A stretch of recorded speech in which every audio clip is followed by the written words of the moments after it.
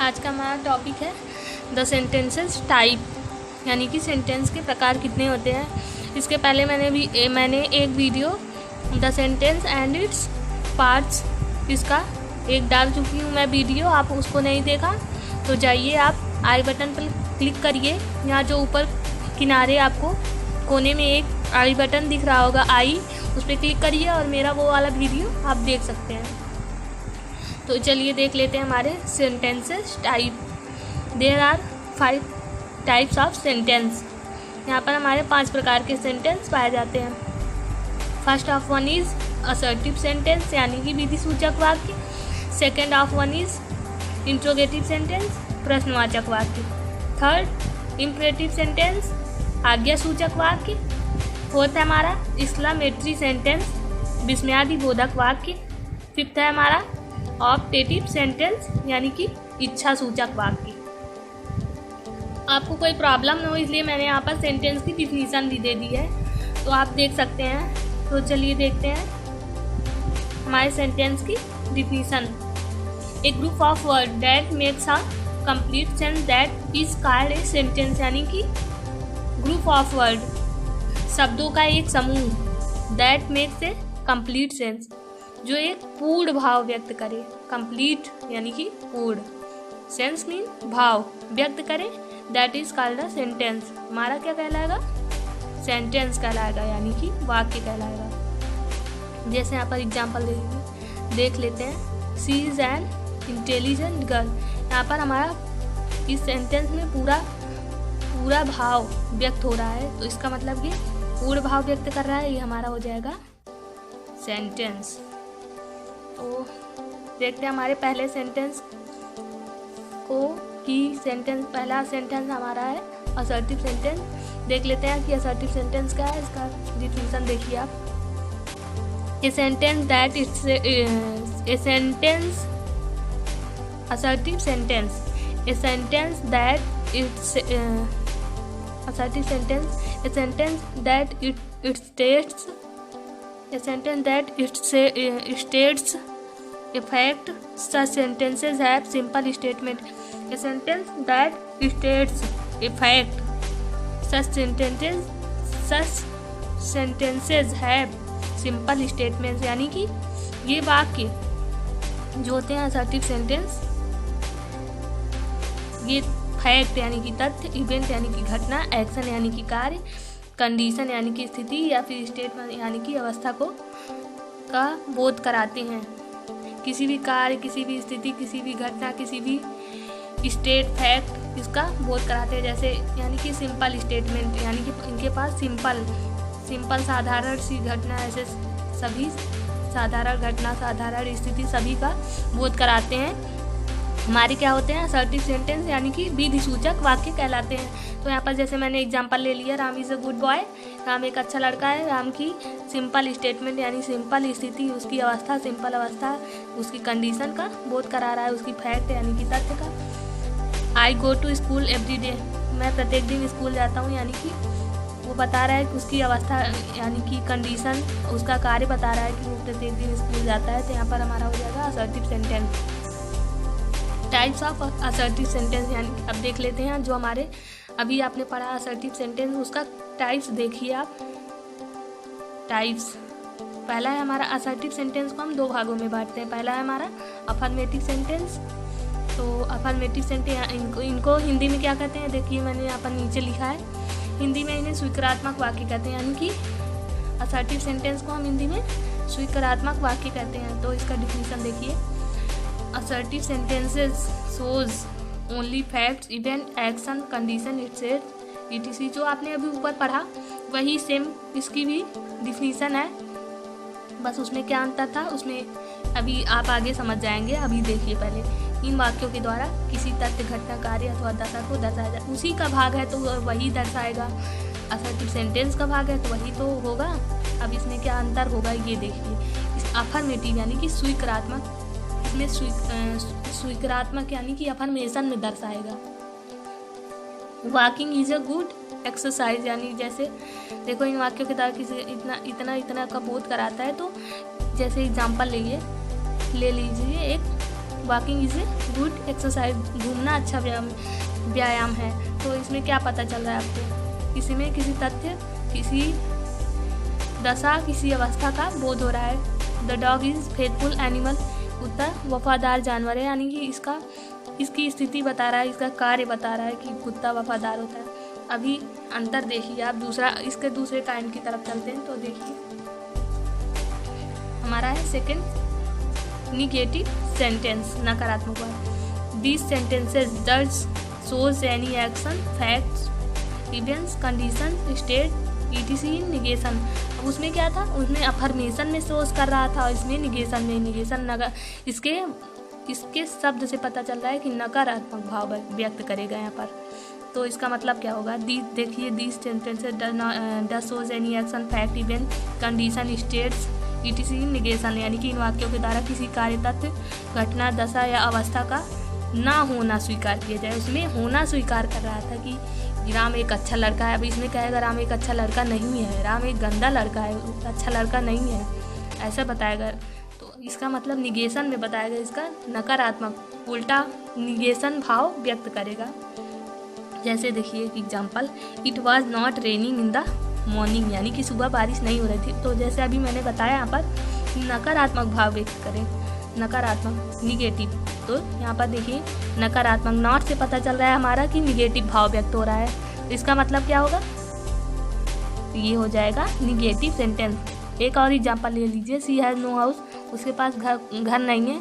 यहाँ पर भी उसका निगेशन भाव व्यक्त हो रहा है कि नो हाउस, नो नॉट जिसमें लगा रहेगा वो सिंपली हम पहचान जाएंगे कि हमारा निगेटिव सेंटेंस होगा उसमें। तो नेक्स्ट हमारा क्या है, इंट्रोगेटिव सेंटेंस, यानी कि प्रश्नवाचक वाक्य। इंट्रोगेटिव सेंटेंस, या जैसे कि इसके नाम से पता चल रहा है कि इंट्रोगेटिव यानी कि प्रश्न पूछेगा, प्रश्नवाचक यानी कि प्रश्न पूछेगा। दीज सेंटेंसेस आस्क क्वेश्चन, यानी कि ये सेंटेंस होते हैं, ये जो क्वेश्चन पूछते हैं वो वाले उन सेंटेंसेस को हम इंट्रोगेटिव सेंटेंस कहते हैं। अब देखिए कैसे इन वाक्यों के द्वारा प्रश्न पूछा जाता है। ये वाक्य WH वर्ड, WH जिसे WH यानी कि जैसे W से जो सेंटेंस शुरू होते हैं, यस से जो वर्ड्स यानी कि शब्द। अब हमारा W से जैसे व्हेन, विच, हूँ, वाई, ये सब हमारा W से यस से हाउ, व्हेन, ये सब हमारे क्या हुए WH वर्ड्स, जो WH वर्ड से शुरू होते हैं तो वो हमारे प्रश्नवाचक शब्द होंगे। या हेल्पिंग वर्ब यानी कि हेल्पिंग वर्ब्स यानी कि सहायक क्रिया से शुरू होते हैं। और इसके अंत में हेल्पिंग वर्ब हमारे जैसे कि is, am, are, was, were, had, have, ये सब हमारे डू, डिड, डन, ये इस सब से do did, is, am, are, was, were, has, have, had, ये सब से शुरू हों, हेल्पिंग वर्ब से शुरू होते हैं, वो भी हमारे इंट्रोगेटिव सेंटेंस के अंतर्गत आते हैं। अब मैं आगे चल के आप पढ़ेंगे कि इंट्रोगेटिव के पार्ट। तो इनके अंत में मार्क ऑफ इंट्रोगेशन का, और इनके अंत में मार्क ऑफ इंट्रोगेशन का चिन्ह अवश्य लगाते हैं। मार्क ऑफ इंट्रोगेशन यानी कि ये जो प्रश्नवाचक चिन्ह है इसको अवश्य लगाते हैं। जैसे देखिए example, where is Suman going, तो बोला था WH वर्ड आए, तो यहाँ पर देखिए WH वर्ड आ रहा है। उसके बाद बोला था मार्क ऑफ इंट्रोगेशन का चिन्ह लगाते हैं, तो वो भी हमने लगाया है।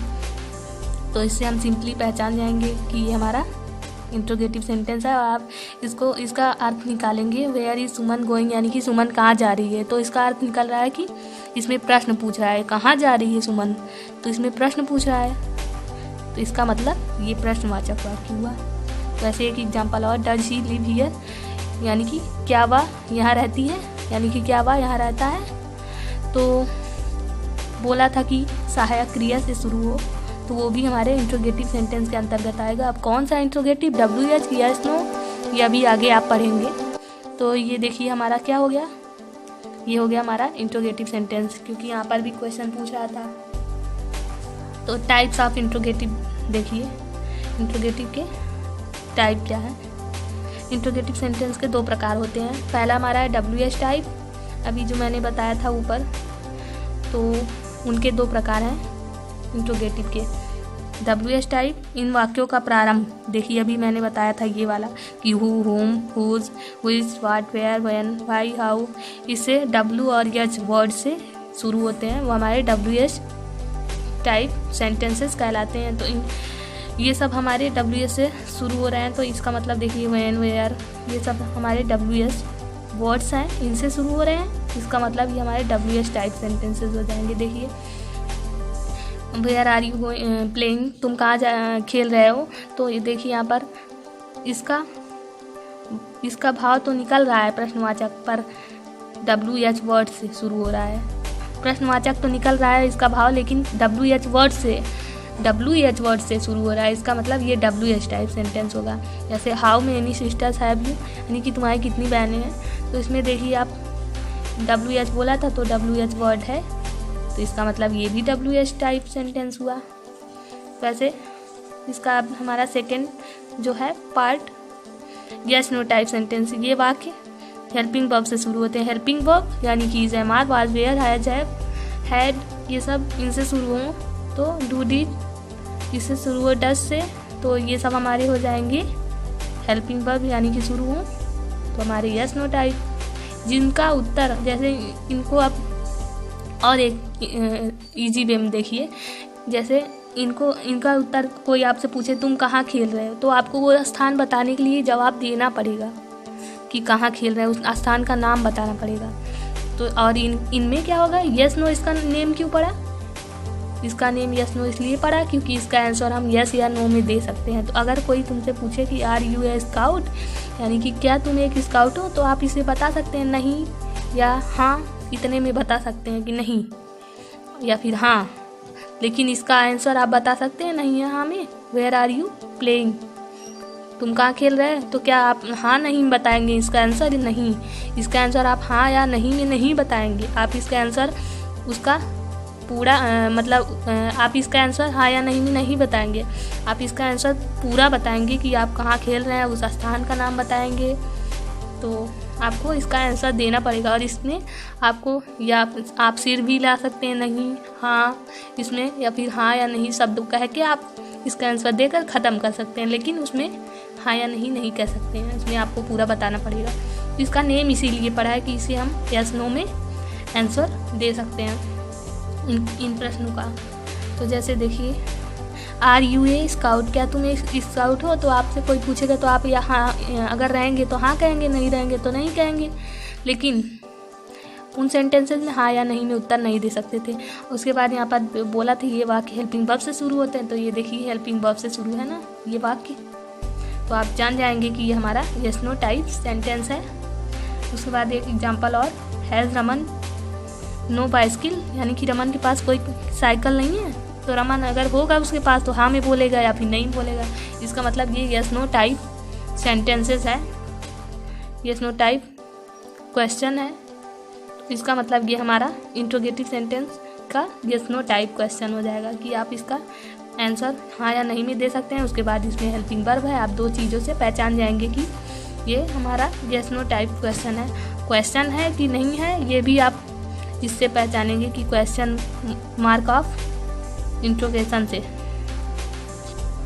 नेक्स्ट हमारा एक्सक्लेमेटरी सेंटेंस, जैसे कि इसके नेम से पता चल रहा है कि एक्सक्लेमेटरी यानी कि विस्मयादि बोधक, यानी कि a sentence that expresses sudden and strong feeling such as wonder, surprise, pity, sympathy, happiness, gratitude etc, that is an exclamatory sentence, यानी कि वे सेंटेंस जो एक्सप्रेसेस सडन फीलिंग यानी कि अचानक या फिर तीव्र भावना, जैसे तीव्र भावना के अंतर्गत क्या आएंगे हमारे भावनाओं के अंतर्गत, वंडर यानी कि आश्चर्य, सरप्राइज, पीटी यानी कि दया, सिंपैथी दया, हैप्पीनेस, ग्रेटिट्यूड यानी कि ये सब हमारे आए, तो वहाँ पर हमारा कौन सा सेंटेंस हो जाएगा, एक्सक्लेमेटरी सेंटेंस।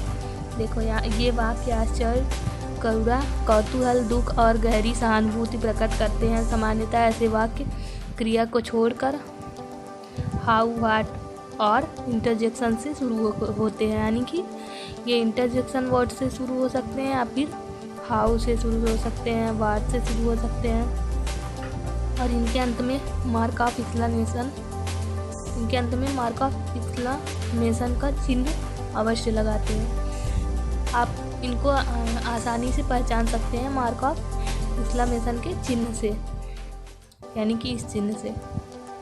ये हमेशा लगा रहेगा किसमें, एक्सक्लेमेटरी सेंटेंस के अंत में। तो जैसे यहाँ पर एक एग्जांपल ले लीजिए, जैसे ये देखिए मैंने एग्जांपल दिए हैं। अभी मैंने आपको बताया कि दया, करुणा, दुख यानी कि दुख, खुशी, ये सब, उसके बाद सरप्राइज यानी कि विस्मय, ग्रेटिट्यूड, ये सब बोध हों जहाँ पर, वहाँ पर हमारा एक्सक्लेमेटरी सेंटेंस हो जाएगा। आप जैसे व्हाट ए ब्यूटीफुल साइट, अब बोला था इसमें कि व्हाट से या फिर हाउ से या फिर इंटरजेक्शन वर्ड से शुरू हो तो हमारा एक्सक्लेमेटरी सेंटेंस होगा। तो देखिए यहाँ पर व्हाट से शुरू हो रहा है ना हमारा वाक्य, बोला था हाउ से, बोला था हाउ से, देखो इंटरजेक्शन से शुरू होने को बोला था, तो ये हमारा लास्ट इंटरजेक्शन है। अगर आपने वो वाली वीडियो नहीं देखी इंटरजेक्शन की, यहाँ पर कोने में आपको एक आई का बटन मिलेगा, उस पर क्लिक करिए, आई, उस पर आप क्लिक करेंगे तो मेरा वो वाला वीडियो आप देख सकते हैं जाकर। और भी मैंने बहुत सारे वीडियोस डाले हैं ग्रामर से रिलेटेड, और उसके बाद अगर आप कॉमर्स के स्टूडेंट हो तो आप कॉमर्स का भी देख सकते हैं, बहुत सारे वीडियोस मैंने डाल रखे हैं। तो चलिए नेक्स्ट बढ़ते हैं। तो देखिए मैं कहाँ थी, इंटरजेक्शन से शुरू हो, देखें यहाँ पर, देखें यहाँ पर आप, ये देखो बोला था ना इंटरजेक्शन वर्ड से शुरू हो, तो देखो यहाँ पर इंटरजेक्शन वर्ड से शुरू हुआ है। उसके बाद ही इज डेड, तो देखो इंटरजेक्शन बोला था, उसके बाद ये मार्क ऑफ एक्सक्लेमेशन का चिन्ह बोला था, तो देखो यहाँ पर ये भी लगा है, यहाँ पर भी लगा रहेगा हुर्रा, ये देखो ये भी इंटरजेक्शन से शुरू है। उसके बाद इसमें भाव क्या आएगा ये देखा जाता है, ये नहीं कि यहाँ पर बोल दिया व्हाट ए सरप्राइज, ऐसे नहीं होगा। देखो यहाँ पर भाव आ रहा है ना, बोला तो नहीं है सरप्राइज पर उसका भाव सरप्राइज में आ रहा है। देखो जैसे व्हाट ए ब्यूटीफुल साइट यानी कि कितना सुंदर दृश्य है, तो यहाँ पर उसको आश्चर्य हो रहा है कि कितना सुंदर दृश्य है, इसमें भाव सरप्राइज आएगा। ये नहीं बोध हो, बोध तो हो रहा है लेकिन यहाँ पर लिखा नहीं गया है उसको, इसका मतलब बोध हो, केवल सरप्राइज बोध हो, पीटी, वंडर, सॉरो, प्लीजर, ये सब बोध हो हमें, यानी कि पता चले उनसे, ना कि दिखते रहें। तो यहाँ पर जहाँ पर हमें ये सारे बोध होंगे तो वहाँ पर हमारा हो जाएगा कौन सा सेंटेंस, एक्सक्लेमेटरी सेंटेंस। तो हमारे नेक्स्ट सेंटेंस की तरफ चलते हैं। Imperative sentence, the sentences shows, command, request, order, advice, wish, entreaty, prohibition, etc. इन वाक्यों के द्वारा आज्ञा, आदेश, प्रार्थना, सलाह, इच्छा, याचना, परामर्श, निषेध का भाव प्रकट होता है। तो इन वाक्यों में आज्ञा प्रकट होगा, इच्छा, सलाह, प्रार्थना, परामर्श, निषेध यानी कि कोई चीज़ करने को मना करे, इन सब का भाव। जैसे देखिए एक एग्जांपल, स्टैंड अप, अब कोई कह रहा है कि स्टैंड अप यानी कि खड़े हो जाओ, तो उसको ऑर्डर दे रहा है कि खड़े हो जाओ। यहाँ पर हमको कौन सा भाव बोध हो रहा है, स्टैंड अप में हमारा ऑर्डर का भाव बोध हो रहा है। इसका मतलब ऑर्डर बोला था कि यहाँ पर आज्ञा का भाव बोध हो, तो हमारा इम्परेटिव सेंटेंस तो हमारा यहाँ पर आज्ञा दे रहा है कि खड़े हो जाओ, इसका मतलब ये इम्परेटिव सेंटेंस होगा, एक्सक्लेमेटरी नहीं होगा।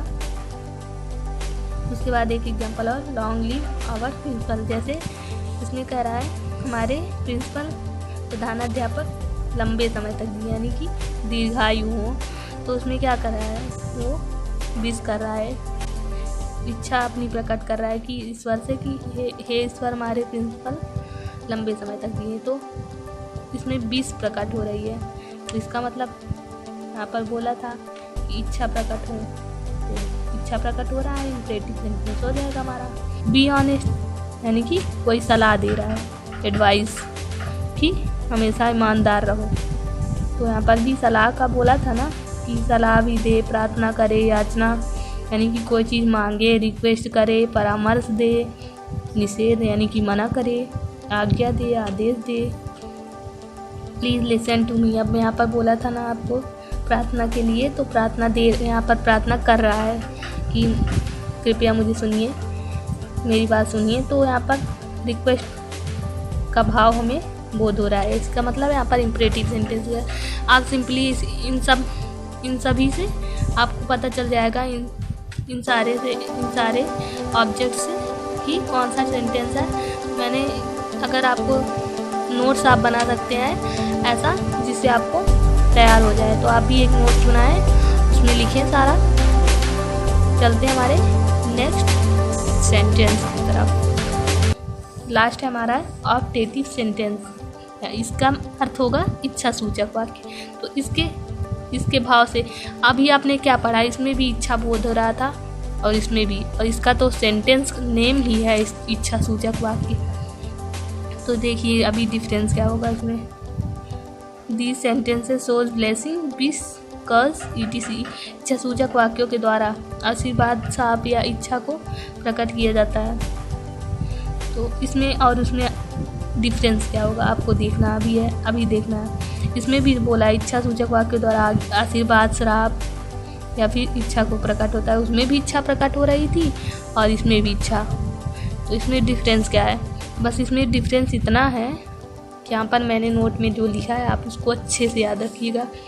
देखो note, may is also used to express an unification in the sentence. यही इसमें अंतर है। आपको इस वाले में क्या था, इसमें सिर्फ भाव देखना था कि इच्छा प्रकट हो रहा है, तो भाव आप देख रहे थे, इच्छा प्रकट हो रहा है तो तुरंत इम्परेटिव सेंटेंस पे टिक कर दिए। इसमें क्या देखना है, इसमें आपको ये भी देखना हो भाव के साथ साथ मे का प्रयोग हुआ हो, तब जाकर आप ऑप्टेटिव पे टिक करेंगे। ओके, आपको डिफरेंस समझ में आ ही गया होगा। देखिए मे यू लिव लॉन्ग बोला था ना, यहाँ पर मे हमेशा यूज रहेगा। कोई भी ऑप्टेटिव सेंटेंस हो उसमें मे का यूज हमेशा रहेगा। देखो may is also used in the sentence, तो इसका मतलब मे हमेशा यूज रहेगा। तो जैसे यहाँ पर example may you live long, इसमें देखो बोला था कि आशीर्वाद, श्राप, इच्छा प्रकट हो, तो देखो यहाँ पर आशीर्वाद दे रहा है उसको कि तुम लंबे समय तक जियो। मे यू सक्सीड भी कर रहा है। तो उसके बाद में God save our prime minister भी दे रहा है। तो जहाँ पर भी ये सब प्रकट हो तो हमारा हो जाएगा ऑप्टेटिव सेंटेंस। आज के वीडियो में इतना ही, मिलते हैं नेक्स्ट वीडियो में नेक्स्ट टॉपिक के साथ। अगर आपको ये वीडियो पसंद आई हो तो लाइक करें, उसके बाद हमारे चैनल को सब्सक्राइब करें ऐसी ही और वीडियोज़ के लिए, और बेल आइकन को प्रेस करना ना भूलें, जिससे आपको सबसे पहले हमारी वीडियोज़ की नोटिफिकेशन मिल सके। तो मिलते हैं नेक्स्ट वीडियो में नेक्स्ट टॉपिक के साथ। Take care.